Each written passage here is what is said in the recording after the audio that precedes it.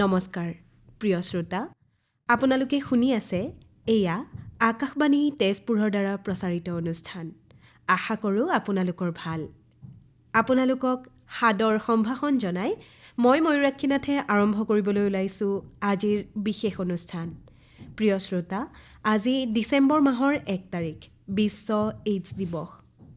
আজিৰ দিনটোৰ লগত সংগতি ৰাখি আমি বাৰ্তালাপ কৰিবলৈ ষ্টুডিঅ'লৈ আমন্ত্ৰণ জনাই আনিছোঁ এগৰাকী সুচিকিৎসক, জ্যেষ্ঠ চিকিৎসক বিষয়া, কনকলতা চিভিল হস্পিটেলৰ ৰক্ত কেন্দ্ৰৰ ভাৰপ্ৰাপ্ত বিষয়া ডক্টৰ জিতুমণি বেজবৰুৱাক। নমস্কাৰ ডাঙৰীয়া, পুনতে আমাৰ অনুষ্ঠানটিলৈ আপোনাক স্বাগতম জনাইছোঁ। গতিকে আজি আমি এইডছৰ বিষয়ে আলোচনা কৰিম। প্ৰথমেই জানিব বিচাৰিছোঁ এইডছ দিৱস পালন কৰাৰ মূল উদ্দেশ্য কি? ধন্যবাদ। বিশ্ব এইডছ দিৱস বা অকল বিশ্ব এইডছ দিৱস, যিকোনো এটা দিৱস পালন কৰাৰ, উদযাপন কৰাৰ মুখ্য উদ্দেশ্য হৈছে সেইটো বিষয়ে আমাৰ জনসাধাৰণক, মানুহৰ মাজত সেইটো বিষয়ৰ ওপৰত এটা সজাগতাৰ বাৰ্তা দিয়া। গতিকে বিশ্ব এইডছ দিৱসটোও ডিচেম্বৰৰ ১ তাৰিখে প্ৰত্যেক বছৰে এইকাৰণে পালন কৰা হয় যাতে HIV এইডছৰ বিষয়ে আমাৰ মানুহে ভালদৰে জানিব পাৰে। ডাঙৰীয়া, HIV আৰু এইডছৰ বিষয়ে আমি প্ৰায়ে শুনি থাকোঁ। এই দুই ধৰণৰ ৰোগৰ মাজত পাৰ্থক্য আছেনে নাই, আৰু যদি পাৰ্থক্য আছে কেনেকুৱা ধৰণৰ পাৰ্থক্য আছে? ইয়াতে HIV আৰু এইডছ বুলি ক'লে আপুনি পাৰ্থক্য আছে বুলিও ক'ব পাৰে বা নাই বুলিও ক'ব পাৰে, কিন্তু প্ৰেক্টিকেলি পাৰ্থক্য আছে। HIV হৈছে হিউমেন ইমিউনো ডেফিচিয়েঞ্চি ভাইৰাছ। এই ভাইৰাছটো যেতিয়া এজন মানুহৰ শৰীৰত যায়, শৰীৰত প্ৰৱেশ কৰাৰ পিছত আপোনাৰ 2-3 ইয়াৰ্ছ বা আপোনাৰ 5 ইয়াৰ্ছমান পিছতহে সেই মানুহজনৰ HIV বীজাণুৰ দ্বাৰা আক্ৰান্ত হৈ যোৱাৰ ফলত তাৰ কিছুমান বেমাৰৰ লক্ষণবিলাক ষ্টাৰ্ট হয়। তেতিয়া সেই মানুহজনৰ যিটো অসুখ হৈ আছে সেইটোৰ নাম হ'ল AIDS, AIDS। AIDS মানে হ'ল একুৱাৰ্ড ইমিউনো ডেফিচিয়েঞ্চি চিনড্ৰম। এইটো অকল এটা ৰোগ নহয়, কেইটামান বেলেগ বেলেগ ৰোগৰ চিমটম, মানুহজনৰ জ্বৰ, কাহ, স্কিনৰ অসুখ, লগতে পেটৰ অসুখ, বিভিন্ন ধৰণৰ ৰোগৰ লক্ষণসমূহ লগ হৈ থাকে। সেইকাৰণে এইটো কোৱা হয় চিনড্ৰম বুলি। গতিকে ডিফাৰেঞ্চ বুলি ক'ব গ'লে HIVটো হৈছে আপোনাৰ ভাইৰাছবিধ, আৰু HIV ভাইৰাছৰ ফলত মানুহ এজনৰ যিখিনি ৰোগ হয় সেই ৰোগটোৰ নাম হ'ল এইডছ। HIV বা এইডছ এই ৰোগ প্ৰতিৰোধ কৰিবলৈ কি কি সতৰ্কতা লোৱা উচিত? এই বিষয়ে আজিলৈকে চৰকাৰৰ পিনৰ পৰাই হওক বা আমাৰ বিভিন্ন NGO যিবিলাক আছে, তো সেইফালৰ পৰাই হওক, টিভিটো আপোনাৰ এডভাৰটাইজ দিয়ে, এইফালৰ পৰাই হওক, অলৰেডি মানুহৰ মাজত HIV ৰোগৰ বীজাণু এটা মানুহৰ শৰীৰত কেনেকৈ প্ৰৱেশ হ'ব পাৰে, তো সেই বিষয়ে সাধাৰণতে মানুহে জানে। তথাপিও আপুনি যিহেতু সুধিছে, যদি নজনাকেও আছে ইয়াৰ মাজতো, সেইকাৰণে মই কওঁ। প্ৰথম কথা হৈছে ব্লাড। যে অসুখ হ'লে মানুহে কি হয়, কেতিয়াবা মানুহক ব্লাড লগা হয়, ব্লাড বেংকৰ পৰা অন্য এজন মানুহৰ ব্লাড আনি যাক লাগে সেই ধৰণৰ মানুহক দিয়া হয়। যদিহে সেই ব্লাডটোত, পেচেণ্টজনক দিয়া ব্লাডটোত যদি আগৰ পৰাই HIV ৰোগৰ বীজাণুটো আছে, তেতিয়াহ'লে যাক ব্লাডটো দিব তেওঁৰো গাত HIVৰ বীজাণুটো যোৱাৰ ফলত একেই অসুখ হ'ব। প্ৰথম কথা হৈছে সেইটো। গতিকে ডাইৰেক্ট ব্লাডটো হ'ব পাৰে, বা কেতিয়াবা কি হয়, HIV কাৰোবাৰ গাত যদি আছে HIV বীজাণুটো, তেনেকুৱা ৰোগীক যিটো ইনজেকশ্যন দিয়া হয়, তো সেই একে ইনজেকশ্যনৰ যিটো নিডিল হ'ব, সেই নিডিলটো যদি যাৰ গাত HIV বীজাণু নাই, তো সেই একে নিডিলটো দি যদি নাথাকা মানুহজনকো দিয়া হয়, তেতিয়াহ'লেও থাকাজনৰ পৰা নাথাকাজনৰ গালৈকে HIV বীজাণুটো যাব পাৰে। 2 নম্বৰ কাৰণটো হ'ল অসুৰক্ষিত যৌন সম্পৰ্ক। অসুৰক্ষিত যৌন সম্পৰ্ক বুলি আমি যেতিয়া কওঁ, তো এইটোত আহিব কোনোবা যৌন সম্পৰ্কৰ কাৰণে আমাৰ দুজন পাৰ্টনাৰ হয়। সেই দুজন পাৰ্টনাৰৰ যদি যিকোনো এজনৰ HIV ইনফেকশ্যন আছে, তেতিয়াহ'লে থাকাজনৰ লগত নাথাকাজনৰ যদি যৌন সম্পৰ্ক হয়, তেতিয়াহ'লে থাকাজনৰ পৰা নাথাকাজনৰ গালৈকে HIV বীজাণুটো যাব পাৰে। তাৰ পিছৰটো হৈছে আপোনাৰ ভাৰ্টিকেল, মানে মাক দেউতাকৰ পৰা নিজৰ বাচ্চালৈকে যায়। এইটো হ'ল আপোনাৰ দেউতাকৰ যদি HIV ইনফেকশ্যন আছে, দেউতাকৰ HIVৰ পৰা মাকৰ হ'ব, বা যদি দেউতাকৰ নাইও আপোনাৰ মাকৰ যদি কিবা কাৰণত HIV ইনফেকশ্যন আছে, সেই মাকগৰাকীৰ পেটত যেতিয়া বাচ্ছা এটা প্ৰথম ষ্টাৰ্ট হ'ব, হৈ বাচ্ছাটো 9 মাহ 10 দিন মাকৰ গৰ্ভত থকাৰ পিছত এই পৃথিৱীত জন্ম লোৱাৰ সেই টাইমত একো যদি ব্যৱস্থা লোৱা নাযায়, তেতিয়াহ'লে সেই নতুন বাচ্ছা যিজন জন্ম হ'ব, নতুন সন্তান যিজন এইখন পৃথিৱীলৈ জন্ম হৈ আহিব, তেওঁৰ গাত মাকৰ পৰা HIV বীজাণুটো যাব পাৰে। গতিকে প্ৰধানত এই তিনিটাই আপোনাৰ কাৰণ। ডাঙৰীয়া, এই এইডছ বা HIV ৰোগ কিমান মাৰাত্মক? সেইটো কথা এতিয়া অৱশ্যে আগৰ নিচিনাটো আমি চিনাৰিঅ' বুলি কওঁ, সেইটো আমি আগৰ নিচিনা এতিয়া হৈ থকা নাই। গতিকে আগতে আমি HIV AIDS বুলি ক'লে এখন মানে একদম বিৰাট ডাঙৰ এটা মানে হেৰি আছিলে, কাৰোবাৰ AIDS হৈছে বা HIV ইনফেকশ্যন হৈছে তাৰ মানে ই আৰু শেষ, এনেকুৱা ধৰণৰ এটা হেৰি আছিলে, কনচেপ্ট এটা। সেই কনচেপ্টটো এতিয়া কিন্তু একেবাৰে নাই। এইচডেৰ যিটো মানে আপোনাৰ কথা, এই কথাবিলাকে একচুৱেলি সাধাৰণ মানুহৰ মাজলৈ যোৱাটো বিৰাটেই দৰকাৰী। মই এইটো বুজাই ক'ব লাগিলে মই আপোনাকে কওঁ, আপোনাৰ যদি হাই প্ৰেছাৰ আছে, আপুনি টেবলেট খাই থাকে, এনে সাধাৰণতে যাৰ হাই প্ৰেছাৰ থাকে তেওঁলোকে গোটেই জীৱন ধৰি হাই প্ৰেছাৰৰ কাৰণে ঔষধ খাই থাকে। তাৰে লগতে কি কৰে, প্ৰেছাৰটো এটা নৰ্মেল ৰেঞ্জত ৰাখিবৰ কাৰণে বা মানুহজন সুস্থ থাকিবৰ কাৰণে সদায় ধৰক অলপ অলপ ৱাকিং কৰে, খোজকাঢ়ে, বা তেওঁ যিখিনি আহাৰ খায় সেইখিনি পূৰা নিয়মমতে খায়। আচ্ছা, তাৰপিছত যদি আপোনাৰ ডায়েবেটিছ যদি হয়, ঔষধ বা বহুতৰ ক্ষেত্ৰত অকল ঔষধ দিয়ে, আৰু বহুতৰ দ্বাৰা কণ্ট্ৰল নহ'লে বা অলপ বেছি লেভেল পাই গ'লে সেইবিলাক মানুহক আপোনাৰ ইনচুলিন দিয়ে, হয়নে? তাৰে লগতে একে কথা, তেওঁ যিখিনি ভাত খাব বা যিখিনি তেওঁৰ খাদ্যৰ যিখিনি তাৰমানে সেইটো সেই খাদ্যখিনি একদম নিয়মিত হিচাপত খাব, অলপমান খাব, বা যিখিনি তেওঁৰ কাৰণে প্ৰয়োজন সেইখিনিহে খাব, যি যি বস্তু তেওঁৰ কাৰণে ইম্পৰ্টেণ্ট অকল সেইখিনিহে খাব। তাৰ লগতে অলপ অলপ আপোনাৰ পৰিশ্ৰম কৰিব, ধৰক মৰ্ণিং ৱাক বা এনেকুৱা ধৰণৰ কাম কৰিব, হ'লনে? HIV এতিয়া একেবাৰে একে বুলি আপুনি ক'ব পাৰে। কাৰোবাৰ গাত যদি আজিৰ দিনত, অন্য কথা কোৱা নাই, আজি যদি ব্লাড টেষ্টত HIV বেমাৰৰ বীজাণু আছে বুলি যদি ধৰাত পৰে, লগে লগে মানুহজন ক'ত যাব, আপোনাৰ ART চেণ্টাৰ বুলি কয়, এণ্টি ৰেট্ৰ'ভাইৰেল ট্ৰিটমেণ্ট চেণ্টাৰ বুলি কয়, হ'লনে? এণ্টি ৰেট্ৰ'ভাইৰেল থেৰাপি চেণ্টাৰত যাব, গৈ কিনে তেখেতৰ আৰু কেইটামান সেই টেষ্ট কৰিব, ব্লাড টেষ্ট কৰিব। তাৰপিছত তেখেতক HIV বীজাণুটোৰ কাৰণে এণ্টি ৰেট্ৰ'ভাইৰেল থেৰাপিৰ আণ্ডাৰত যি যি ঔষধ দিব লাগে সেইখিনি দিব। তাৰপিছত তেখেতক কি ধৰণৰ তেখেতৰ বাকী খাদ্য সম্ভাৰবিলাক তেখেতৰ কি ধৰণৰ মানে ভাল হ'ব, তেখেতৰ কাৰণে এক্সাৰচাইজ কেনেকৈ কৰিব লাগিব, এই গোটেইখিনি বস্তু তেখেতক বুজাই দিয়া হ'ব।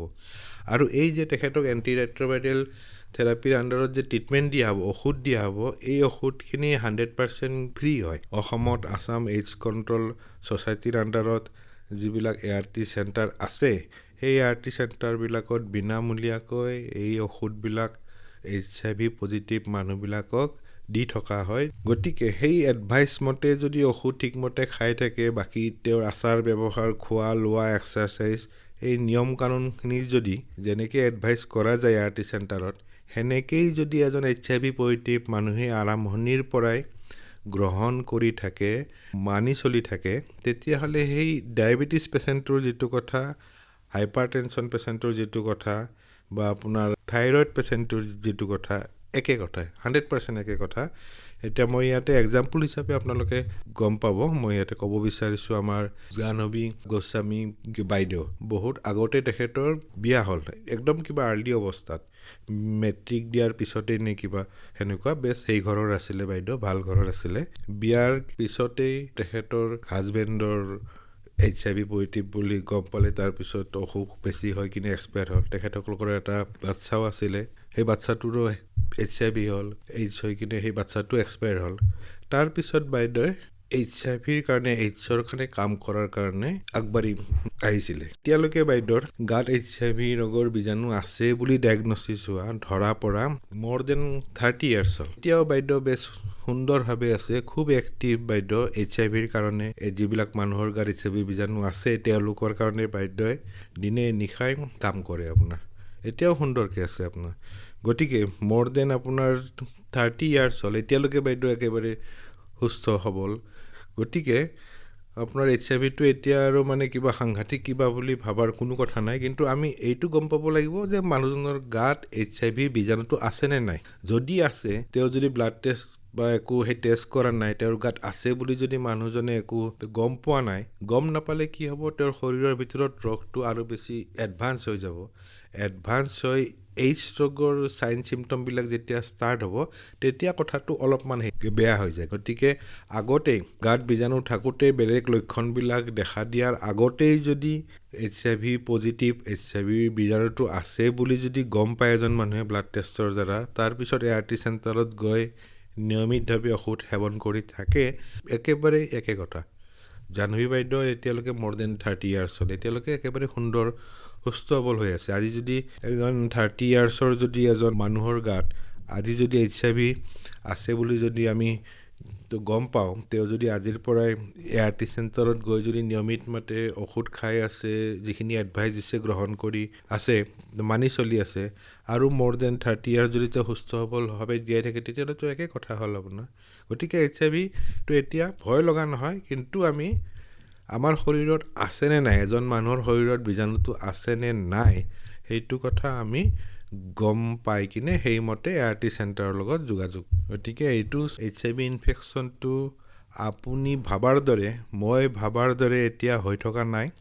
আমাৰ সমাজত HIV ইনফেক্টেড লোক বহুত আছে। আপুনি এতিয়া দেখা পাই কিনে কাকো যে কাৰোবাৰ গাত আছেনে নাই সেইটো কথা একো হেৰি কৰিব নোৱাৰে। গতিকে মানুহে মানে নিজে আগবাঢ়ি গৈ টেষ্ট কৰাব লাগে। যদি আছে HIV ইনফেকশ্যন, তেতিয়াহ'লে ART চেণ্টাৰৰ লগত যোগাযোগ কৰি যিমতে এডভাইচ দিয়ে, যিমতে ঔষধ, সেইমতে আপোনাৰ যদি চলি যায়, তেতিয়াহ'লে দিগদাৰী নাই একো। হয় ডাঙৰীয়া, আপুনি যিহেতু লক্ষণৰ কথা ক'লে, এইখিনিতে জানিব বিচাৰিছোঁ HIV বা এইডছ ৰোগৰ লক্ষণসমূহ কেনেধৰণৰ? প্ৰথম কথা হ'ল ভাইৰাছটোৰ সেইকাৰণে নামে দিছে হিউমেন ইমিউনো ডেফিচিয়েঞ্চি ভাইৰাছ। তো এতিয়া কথা হ'ল আমাৰ ব্লাড যিটো আমাৰ গাত যিখিনি ব্লাড থাকে, ব্লাডত চেল থাকে আপোনাৰ red blood cell, white blood cell, platelet, plasma, এইকেইটা হ'ল মেইন কম্পনেণ্ট। এই গোটেইকেইটা বেলেগ বেলেগ যিকেইটা আমাৰ চেল আছে, প্ৰত্যেকটোৰে বেলেগ বেলেগ কাম। গতিকে ইমান কথালৈকে মই যাব ইচ্ছা কৰা নাই। তাৰে ভিতৰত যিখিনি WBC আছে, WBC ভিতৰত আৰু এটা তাহাঁতৰে এটা আকৌ চেল থাকে WBCতে, সেইটোক কয় লিম্ফোচাইট। লিম্ফোচাইটৰো আকৌ আপোনাৰ কিছুমান টি লিম্ফোচাইট আছে, কিছুমান বি লিম্ফোচাইট আছে। তো HIV ভাইৰাছটোৱে এনেকুৱা ধৰণৰ, HIV ভাইৰাছ শৰীৰত প্ৰৱেশ কৰি ব্লাডত যোৱাৰ পিছত ব্লাডৰ WBCৰ লিম্ফোচাইট যিবিলাক থাকে, লিম্ফোচাইটৰো যিবিলাক আপোনাৰ টি লিম্ফোচাইট থাকে, সেই লিম্ফোচাইটবিলাকৰ ভিতৰত যায়, গৈ কিনে HIV ভাইৰাছটো টি লিম্ফোচাইটৰ ভিতৰত তাৰ বংশবৃদ্ধি হয়। যেতিয়া টি লিম্ফোচাইট এটাৰ ভিতৰত HIV ভাইৰাছ এটা সোমাই গ'ল, এটা ভাইৰাছৰ পৰা আপোনাৰ লাখ লাখ ভাইৰাছ যেতিয়া টি লিম্ফোচাইটটোৰ ভিতৰত উৎপন্ন হ'ল, তাৰপিছত টি লিম্ফোচাইটটো আপোনাৰ ভাঙি যায়। সেনেকৈ কি হয়, আমাৰ শৰীৰত HIV ইনফেকশ্যনৰ পিছত টি লিম্ফোচাইটৰ নাম্বাৰটো আস্তে আস্তে আপোনাৰ ল' হৈ যায়। টি লিম্ফোচাইটবিলাকৰ কাম হ'ল কি, আমাৰ শৰীৰত যেতিয়া বেলেগ বেমাৰৰ বীজাণু বা বেলেগ বস্তু এটা আমাৰ কাৰণে যিটো ঠিক বস্তু নহয়, সেনেকুৱাও এটা এজেণ্ট যেতিয়া সোমায়, এই লিম্ফোচাইটবিলাকৰ কাম হ'ল কি, সেইটোৰ কি এগেইনষ্টত কিছুমান সেই ফৰ্ম কৰে, এণ্টিবডি কিছুমান ফৰ্ম কৰে। সেই এণ্টিবডিবিলাকে আমাৰ শৰীৰৰ কাৰণে যিটো নিজৰ বস্তু নহয়, বাহিৰৰ পৰা আহি শৰীৰত প্ৰৱেশ কৰিছে, যিটো আমাৰ কাৰণে হাৰ্মফুল, সেইটোক মানে এই এণ্টিবডিবিলাকে আপোনাৰ ডেষ্ট্ৰয় কৰে। সেইকাৰণে প্ৰায়বিলাক অসুখ কি হয়, আমাৰ কাহ জ্বৰ চৰ্দি যিবিলাক হৈ থাকে, তো ভাইৰাছ বেক্টেৰিয়া কিবা আমাৰ শৰীৰত প্ৰৱেশ হয়, কিন্তু আমাৰ যদি বডি ডিফেন্স ছিষ্টেমটো যদি মানে ষ্ট্ৰং থাকে, এই এণ্টিবডি যিবিলাক লিম্ফোচাইটে উৎপন্ন কৰে, সেই এণ্টিবডিবিলাকে সেই ভাইৰাছ বেক্টেৰিয়াবিলাকৰ লগত যুদ্ধ কৰি তাহাঁতক মানে আঁতৰাই পঠায়। HIVৰ ফলত এই টি লিম্ফোচাইটৰ নাম্বাৰবিলাকে আস্তে আস্তে ল' হৈ যায়। গতিকে আমাৰ বডিৰ যিটো মেইন ডিফেন্স ছিষ্টেম, সেই ডিফেন্স ছিষ্টেমটোৱে মানে উইক হৈ গ'ল। তো সেই ফলত কি হয়, তাৰ ফলত যিকোনো এটা বেমাৰৰ বীজাণু সেইজন মানুহৰ শৰীৰত যেতিয়া প্ৰৱেশ কৰিব আফটাৰ HIV ইনফেকশ্যন, তেতিয়া সেই মানুহজনৰ ইমিউন ছিষ্টেমটো দুৰ্বল হৈ থকাৰ কাৰণে সেই ইনফেকশ্যনটোৰ এগেইনষ্টত আপোনাৰ বেছি ভালদৰে কাম কৰিব নোৱাৰা হয়। ফলত কি হয়, সাধাৰণতে এজন মানুহৰ চৰ্দি হৈছে, কাহ হৈছে, 3 দিন 4 দিন 5 দিন এসপ্তাহ তাৰপিছতো যদি ভাল নাপায় কেতিয়াবা মানুহে ডক্তৰক দেখাই ঔষধ খায় এসপ্তাহ 10 দিনমানৰ ভিতৰত অসুখটো মানুহজনৰ ঠিক হৈ যায় কিন্তু HIV ইনফেক্টেড পাৰ্চন এজন সাধাৰণ জ্বৰ কাহ চৰ্দিও ভাল হওঁতে আপোনাৰ অলপ টাইম লাগিব অন্য মানুহৰ যদি 3-4 দিন এসপ্তাহ 10 দিনত ভাল হৈছে সেইজন মানুহৰ দেখা পাব যে আজি একমাহ ধৰি তাৰ কাহে হৈ আছে একমাহ ধৰি তাৰ জ্বৰে হৈ আছে কিবা হৈ আছে তো সেই ধৰণৰ হ'ব তাৰপাছত খুব সোনকালে আপোনাৰ হয় পেটৰ অসুখ হ'লেও আমাৰ কি হয় সাধাৰণতে নিজে নিজে কিছুমান ঠিক হয় বা কেতিয়াবা ঔষধ খায়ও 5 দিন 6 দিনৰ ভিতৰত আমাৰ ঠিক হৈ যায় কিন্তু HIV ইনফেক্টেড পাৰ্চনবিলাকৰ যেতিয়া পেটৰ অসুখ হয় সাধাৰণতে যিবিলাক মানুহৰ যিটো ঔষধ খালে 5 দিনত বা 10 দিনত ঠিক হৈ যায় তাহাঁতৰ কিন্তু ইমান সোনকালে ঠিক নহ'ব মাহৰ পিছত মাহ ধৰি পেটৰ অসুখ হৈয়ে আছে যেতিয়া ডাক্তৰক দেখাব তেতিয়া ডক্তৰৰ কথাটো মানে হেৰি কৰে যে মানুহজনৰ HIV ইনফেকশ্যন হ'ব পাৰে আৰু তো সেনেকুৱা কথা দেখোন আপোনাৰ স্কিনৰ অসুখবিলাক হৈ থাকিব স্কিনৰ বিশেষকৈ আপোনাৰ ফাংগেল ইনফেকশ্যন বা এই ধৰণৰ মুঠতে সাধাৰণ মানুহৰ যিটো ৰোগ প্ৰতিৰোধৰ যিটো মানে ক্ষমতা সেইটোতকৈ HIV ইনফেকশ্যন থকা মানুহ এজনৰ ৰোগ প্ৰতিৰোধ ক্ষমতাটো আপোনাৰ বেয়া হৈ যাব দুৰ্বল হৈ যাব আৰু সেইকাৰণে সাধাৰণতে হৈ থকা অসুখবিলাক ষ্টাৰ্টিঙত আমি দেখা পাম HIV ইনফেক্টেড মানুহবিলাকৰ ক্ষেত্ৰত অলপমান দীৰ্ঘম্যাদী হ'ব যদি কাৰোবাৰ জ্বৰ কাহ চৰ্দি 5 দিন তেওঁলোকৰ দেখা পাব যে 1 মাহ 2 মাহলৈকে আপোনাৰ তো ঠিক নাই হোৱা এইটোৱে হৈছে কি প্ৰথম লক্ষণটো আপুনি এইটো বুলি ক'ব পাৰে হয় ডাঙৰীয়া এতিয়া অকণমান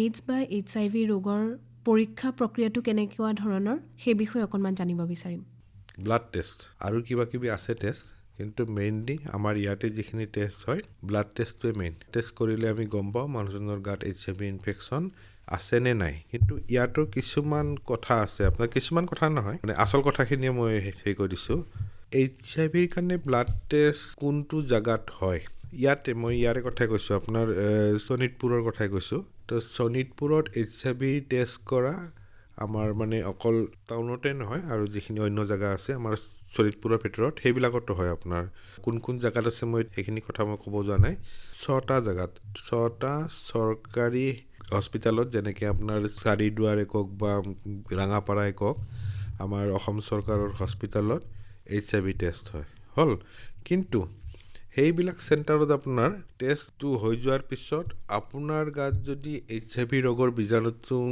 নাই তেওঁলোকে আপোনাক নাই বুলিহে এটা ৰিপৰ্ট এটা দিব কিন্তু যদি আছে তেওঁলোকে আপোনাক আছে বুলি ৰিপৰ্ট দিব নোৱাৰে এইটো এটা আপোনাৰ চিষ্টেম এটা আছে যদি আপোনাৰ ব্লাডটো টেষ্ট কৰোঁতে সেইবিলাক জেগাত কিবা অলপমান সন্দেহজনক পায় তেতিয়াহ'লে আপোনাক ICTC চেণ্টাৰলৈকে ৰেফাৰ কৰিব ICTC চেণ্টাৰ আছে আমাৰ ইয়াতে শোণিতপুৰত আছে 3টা আছে প্ৰথমটো আছে তেজপুৰ মেডিকেল কলেজত তাৰপিছত আছে আমাৰ কনকলতা চিভিল হাস্পাতালত আৰু এটা আৰম্ভ হোৱা বেছি দিন নাই হোৱা সেইটো আৰম্ভ হৈছে আপোনাৰ আমাৰ যিখন LGB যিখন আমাৰ মানসিক ৰোগৰ যিখন হস্পিটেল আছে তো সেইটো জেগাত এই 3টা জেগাত ICTC আছে ICTC চেণ্টাৰত কি কৰিব আপোনাৰ ব্লাডটো আকৌ এবাৰ পৰীক্ষা কৰি চাব এবাৰ নহয় দুবাৰ নহয় 3 টাইমছ বেলেগ ধৰণে 3বাৰ পৰীক্ষা কৰাৰ পিছতো যদি আপোনাৰ গাত বেমাৰৰ বীজাণুটো আছে বুলি ধৰাত পৰে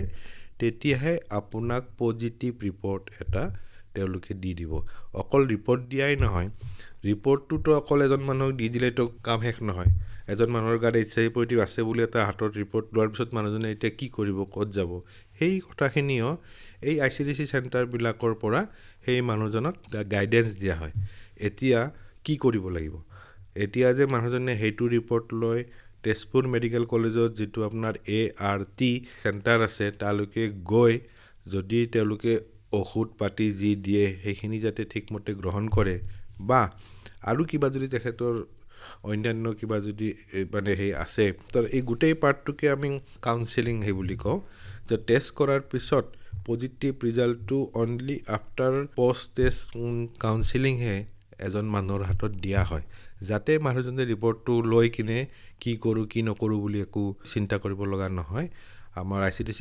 চেণ্টাৰবিলাকত যিবিলাক কাউন্সেলৰ আছে তেওঁলোকে খুব সুন্দৰভাৱে সেইখিনি মানুহক আপোনাৰ বুজাই দিয়ে অকল কথাটো হ'ল মানুহজনৰ গাত HIV বেমাৰৰ বীজাণুটো আছে নে নাই যিমান পাৰি সোনকালে গম পালে মানুহজনৰ কাৰণেও ভাল আৰু তেওঁৰ পৰা অন্য মানুহলৈকে যোৱাৰ যিটো চান্স সেই চান্সটো আপোনাৰ ল' হয়।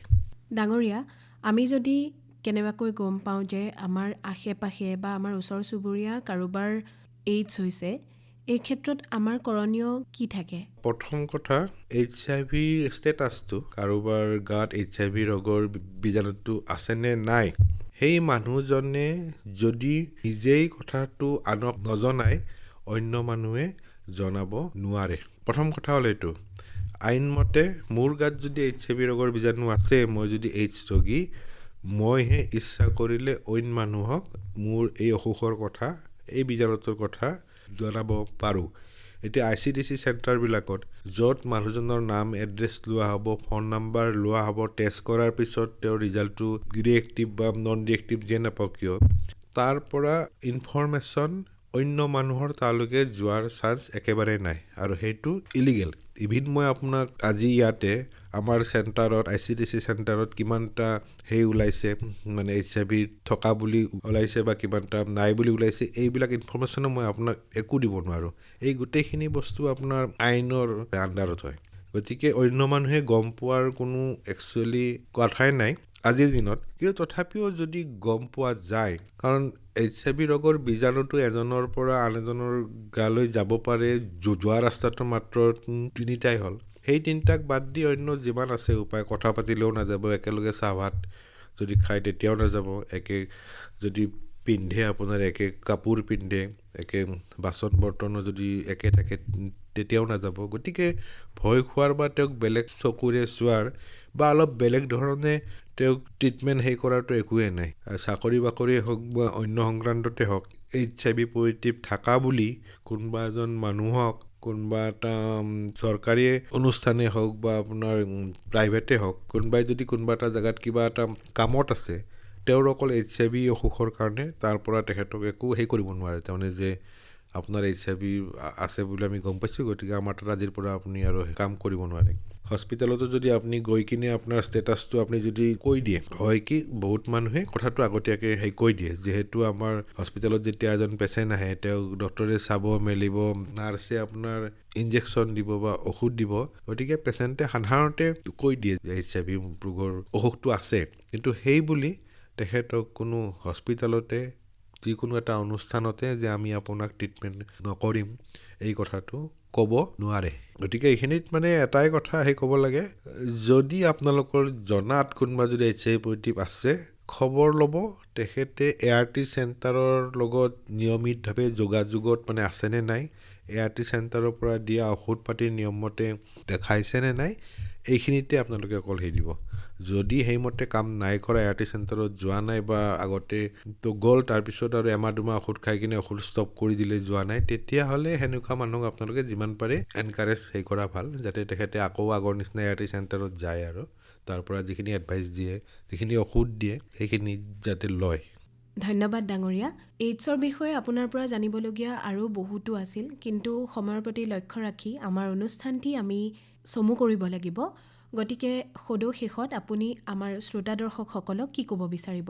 শোণিতপুৰত কাম কৰা মোৰ প্ৰায় 10 years হ'ল। এই 10 years প্ৰায়খিনিয়ে টাইম মই ব্লাড বেংকৰ লগতে আছোঁ। ব্লাড বেংকত কাম কৰি কিছুমান অভিজ্ঞতা মোৰ হৈছে। এতিয়া ক'ব পৰা যায় যে মানুহ এজন দেখাত যেতিয়ালৈকে তাৰ AIDS ৰোগৰ চাইন চিমটমবিলাক দেখা পোৱা নাযায়, মানুহজন মানে একেবাৰে এডভান্স ষ্টেজলৈকে নাযায়, তেতিয়ালৈকেতো এজন মানুহতো একেই থাকে। অন্য মানুহ যাৰ HIV ইনফেকশ্যন আছে আৰু যাৰ নাই, একেবাৰে একে হৈ থাকিব। গতিকে আমি কাক গম পাম? এনেই মই সাধাৰণভাৱে কথা এটা কৈছোঁ। এতিয়া বিয়া বাৰুৰ ক্ষেত্ৰত বিশেষকৈ আমাৰ মই আগতে যিগৰাকী এইহৰ কথা উল্লেখ কৰিছিলোঁ, জাহ্নৱী বাইদেউৰ কথা, জাহ্নৱী বাইদেৱে এটা কথা প্ৰায় কয় যে বিয়া বাৰুৰ ক্ষেত্ৰত ল'ৰা বা ছোৱালীজনীয়ে কি কাম কৰে, দেখাত কিমান ভাল, বা তেখেতসকলৰ কুণ্ডলী যে আপোনাৰ মিলাই যে, তো সেইবিলাক মিলাই মেলি চোৱাতকৈ প্ৰথমতে দুইজনৰে HIV টেষ্টটো ইম্পৰ্টেণ্ট। কাৰণ বিয়াৰ পিছত যাতে মানে এজন মানুহৰ লগত যাতে আৰু তেখেত যাৰ লগত বিয়া হ'ব আৰু এজন মানুহৰ লগতে যদি বাচ্ছা হয়, বাচ্ছা মানে গোটেইখন আপোনাৰ ধ্বংস হৈ যাব পাৰে। গতিকে বিয়াৰ আগত HIV টেষ্টটো তেখেতে মানে প্ৰায় কয় যে এইটো ইম্পৰ্টেণ্ট।